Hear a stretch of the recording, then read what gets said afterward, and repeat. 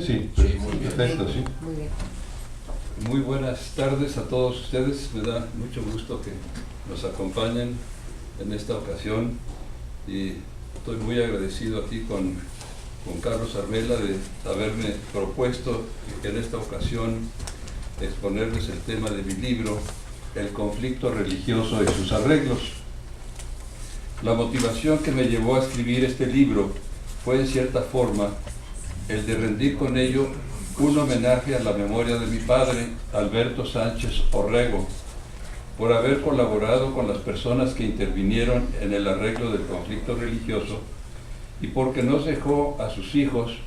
un expediente con interesantísimos documentos que se reproducen en el libro. Yo pienso que de la revisión que hagamos del pasado nos puede llevar a consolidar una cultura más estructurada que nos ayude a mejorar el entorno en que vivimos. Por ello encuentro que el tema de la obra es verdaderamente fascinante, porque con las narraciones que se aportan nos ayuda a tener una mejor concepción de los acontecimientos de esa época y también nos lleva a poder analizar las motivaciones de los mismos. El propio Jan Meyer, a quien admiro como historiador y sobre todo por su gran calidad humana, me hizo el honor de prologar el libro en forma muy elogiosa, reconociendo de que no obstante haber ya escrito varios libros sobre el mismo tema, aceptaba haber desconocido aspectos que abordo en el texto que relato. Es curioso, pero la gran mayoría de la gente de mediana edad desconocen los hechos ocurridos durante el conflicto religioso, seguramente porque los libros de historia patria casi no hablan de ello. Efectivamente, me ha tocado ver en varios foros universitarios donde he presentado mi libro que existe lo que yo llamo una amnesia generalizada sobre los hechos de aquella época, ya que por parte del sector oficial no se ha visto mayor interés en resaltar los hechos acaecidos durante la persecución religiosa, de los que ningún gobierno podría gloriarse de ellos. En cuanto a la postura de la Iglesia, se le ha visto una actitud prudente de silencio, seguramente debido a que entre la jerarquía y el pueblo cristero no hubo una aceptación unánime de los hechos. La guerra cristera y el arreglo del conflicto religioso han sido por años motivo de reflexión y estudio por la trascendencia que tuvieron en la religiosidad del pueblo mexicano. Es increíble, pero sí trajo esa cosa buena, ¿no? Como que se fomentó más la religiosidad del pueblo, toda esta etapa tan trascendente que tuvieron que pasar. Además, es importante recordar que durante los años de 1926 y 1929 se instauró el sistema político contemporáneo en el que el Estado se estableció imponiendo su poder omnipotente, sostenido por el propio sistema y una fuerte capa social privilegiada. Los militares mantenían una actitud rígida e intransigente, con verdadera falta de respeto a la sociedad civil, en la que por el hecho de ser católico les podía llevar a ser considerados como ciudadanos delincuentes. Efectivamente, con el poder que tenían las autoridades, podían, sin mayor reparo, dictar órdenes de aprehensión o de fusilamiento a los que participaran en el movimiento cristero, sin importar edad o sexo. En la literatura sobre el tema es incontable el número de testimonios conmovedores de verdaderos ejemplos de hombres y mujeres de esa época que supieron vivir y morir heroicamente en defensa de la religión,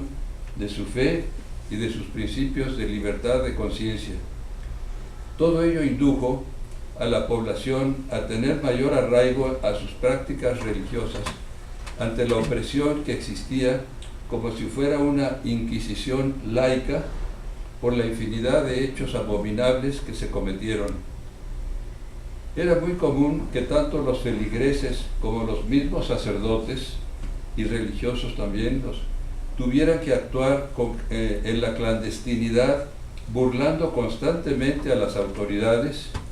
al participar en actos y ceremonias del culto religioso en forma privada y secreta, bajo el riesgo de que fueran delatados y ser por ello severamente sancionados. Otras veces las mismas autoridades mostraban cierta tolerancia, dando lugar a que se viviera como excepción una verdadera simulación en las prácticas religiosas. Si acudimos a los antecedentes históricos que dan origen a nuestras raíces, desde la época de la evangelización, durante los 3 siglos del virreinato y hasta la independencia de México en el año de 1821, nos encontramos con múltiples problemas entre la Iglesia y los gobernantes en turno. Fue así que en tiempos de Benito Juárez, con la Constitución de 1857 y sobre todo por las leyes de reforma de julio de 1859, se dio un fuerte golpe a la Iglesia Católica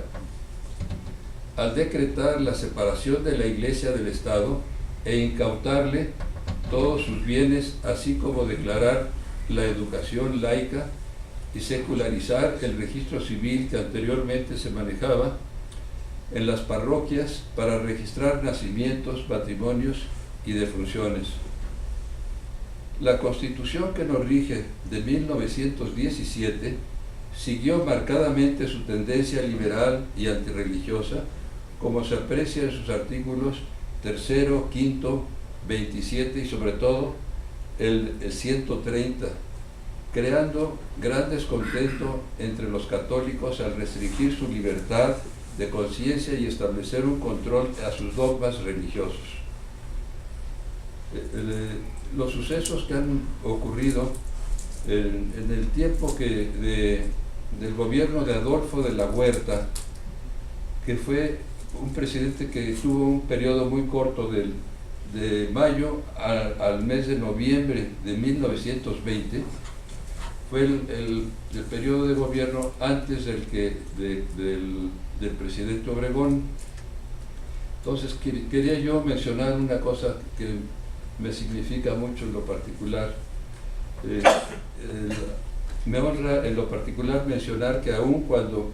mi abuelo Balbino Dávalos ocupó por pocas semanas la rectoría de la universidad, después entró José Vasconcelos, su cambio se debió a que fue reintegrado al servicio exterior como ministro de México en Alemania, en donde logró restablecer las relaciones que estaban interrumpidas entre ambos países. Ahora vamos a pasar al periodo del general Álvaro Obregón, que le tocó ocupar su periodo de 4 años, del 1 de diciembre de 1920 al 30 de noviembre de 1924. Durante ese periodo voy a citar algunos acontecimientos, como fue en 1921, hubo un atentado en la Basílica de Guadalupe, en donde milagrosamente se salvó la imagen de la Virgen al no haberse roto el vidrio que la protegía. Luego, en enero de 1923, tuvo lugar un incidente que motivó a que se expulsara del país al delegado apostólico Monseñor Ernesto Filippi por supuestas violaciones a la Constitución, con motivo de haber participado en la bendición y colocación de la primera piedra para el santuario dedicado a Cristo Rey en el Cerro del Cubilete, cerca de Guanajuato. El gobierno de Obregón interpretó este acto como desafío por la multitud de gente que asistió a esa ceremonia. Se calcula que asistieron como 70,000 feligreses, y eso es lo que le incomodó mucho al gobierno, en el que, por cierto, siendo presidente Obregón, estaba de secretario de Gobernación Plutarco Elías Calles, y él fue el que ejecutó la orden de que abandonara el país el delegado apostólico. Hago aquí un paréntesis para mencionar que hasta en tiempos del presidente Manuel Ávila Camacho,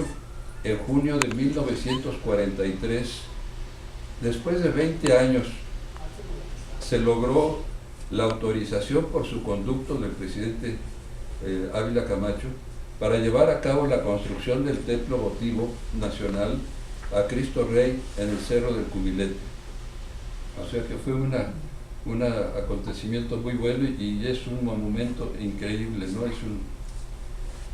La expulsión del delegado apostólico Ernesto Filippi llevó al extremo la situación al haber provocado la suspensión de las relaciones entre la Santa Sede y el Gobierno de México,